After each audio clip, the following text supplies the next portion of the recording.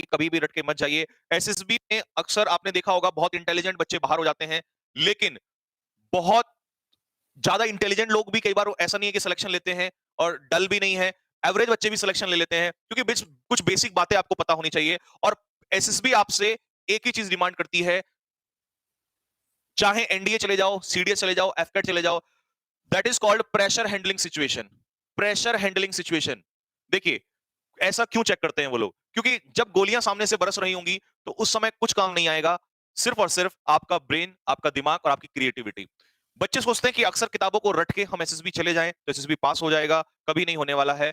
आपको हमेशा साइकोलॉजी हो, जीटीओ टास्क हो, चाहे कॉन्फ्रेंस में आपको हमेशा आपको एक सिचुएशन दी जाएगी और वही सिचुएशन एट द मोमेंट आप सॉल्व कर रहे होते हैं। आप अपने घर पे कौन है, क्या है, उन्हें इससे मतलब नहीं है, आप एट द मोमेंट क्या परफॉर्म करते हैं ये मैटर करता है। इसीलिए कई बार वो बच्चा जो पहले रिकमेंड हो चुका है वो भी बाहर हो जाता है, ध्यान रखना।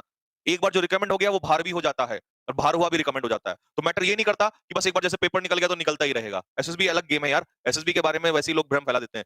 बताइए बताइए, प्लेबियन क्या होता है? प्लेबियन होता है की स्पेलिंग होगी डी, डी फॉर डॉग। लिखिए फटाफट। अब मुझे पता है कई लोग प्लेबियन ये लगा रहे होंगे, लेकिन नहीं, डी को लगा देते हैं तो सीव नहीं होगा।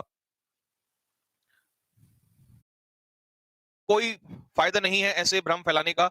एसएसबी मेरा मानना है एक उस महाकुंभ की तरह है जिसमें जाकर स्नान हर किसी को करना चाहिए। मैं ऐसा मानता हूं और ये बहुत ही पवित्र पवित्र चीज है। एसएसबी मतलब मैं अपनी लाइफ का सबसे पवित्र काम मानता हूं, क्योंकि एसएसबी जाने से मैंने हजारों बच्चों को मैंने देखा है कि वो बिल्कुल जैसे गंगा में जाके स्नान करते हैं और पवित्र हो जाते हैं, तो वैसे ही एसएसबी में जाके आधे लोग मैंने पवित्र होते देखे दिमाग से। कहां से बोला मैंने? दिमाग से। अच्छा, वो मेरा एक अलग बात है जो मैं आपको कह रहा हूं, मजाक की बात हो गई, लेकिन सच्चाई यही है बच्चों। एसएसबी 5 डेज एक्सपीरियंस आपको बहुत मैच्योर बना देता है। वहां जाके जब आप एक एक्सपीरियंस, अलग यूनिक एक्सपीरियंस लेते हैं, कैसे किस तरीके से आपका इंटरव्यू होता है, कैसे साइकोलॉजिकल टेस्ट होता है, किस तरीके से जीटीओ टास्क होते हैं, और 5 दिन जब वहां पर अलग अलग जगह से आए हुए लोगों के साथ आप रहते हैं तो बहुत ही अच्छा एक्सपीरियंस होता है। और मेरा मानना यह है कि एसएसबी में सिलेक्शन हो तब भी और ना हो तब भी आप एक ऑफिसर अपनी लाइफ में खुद ही होते हैं। क्योंकि जरूरी नहीं है कि कंधों पे सितारे लगे, इंसान तभी ऑफिसर हो। क्योंकि देश की सेवा जरूरी नहीं है कि अंदर जाके ही की जाए, देश की सेवा हर आदमी कर रहा है।